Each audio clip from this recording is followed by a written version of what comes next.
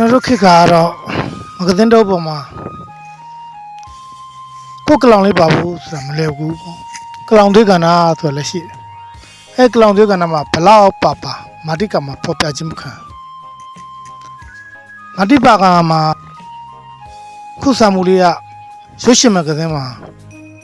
ပထမဦးဆုံးမာတိကမှာပေါ်ပြခြင်းခံရတဲ့ပထမဆုံးအတူဆုံးဝတ္ထုတမျက်နှာဝတ္ထုပေါ့ဗျာတက်တန်းဆိုရင်မြင့်ငယ်ဆိုတဲ့ကလောင်တစ်ခုစတင်မူဖောက်ခဲ့တဲ့တမျက်နှာဝတ္ထုတော်လေးမရစမတက်ဘူးဒါပေမဲ့ဥပမာရင်းနဲ့သုံးမတတ်တယ်ဗျာမင်းမှန်တယ်တော့မရှိဘူးဒါပေမဲ့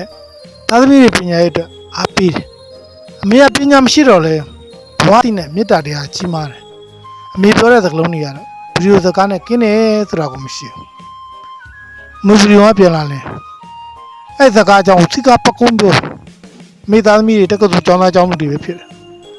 မိကသူသားသမီးကောလိပ်ပညာသင်တော့ကနေသုံးမစကားပြောငါသမီးချိုးစားဟိုစကားတွေကရှင်နှောင်းလို့မဖြစ်စေနဲ့ဆိုပြီးရှင်နှောင်းစကားကိုပြောပါပြီသုံးမမိသူသမီးစီငွေသွားပို့လို့အမေတွေ့ကြလားလို့မေး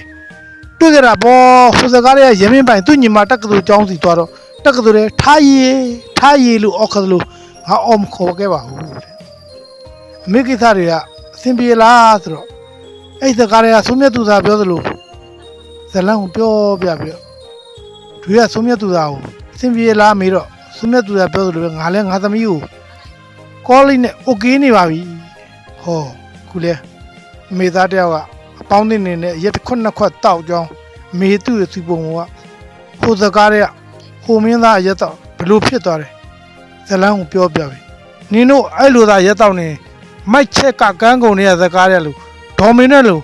ဟာဟိုဒူးနဲ့မျက်ရည်တော့အောင်လောက်ကြပေါ့လို့ဆူလိုက်ပြန်ရောတက်တန်းဆွရွှေမြင့်ငယ်ဆိုတဲ့ကလောင်နဲ့ရေးပတ်ထားတဲ့တမျက်နှာဝတ္ထုတူလေးပေါ့တမျက်နှာဝတ္ထုတူဆိုရင်အမေเจ้าမှာပဲအားလုံးကျမကြပါ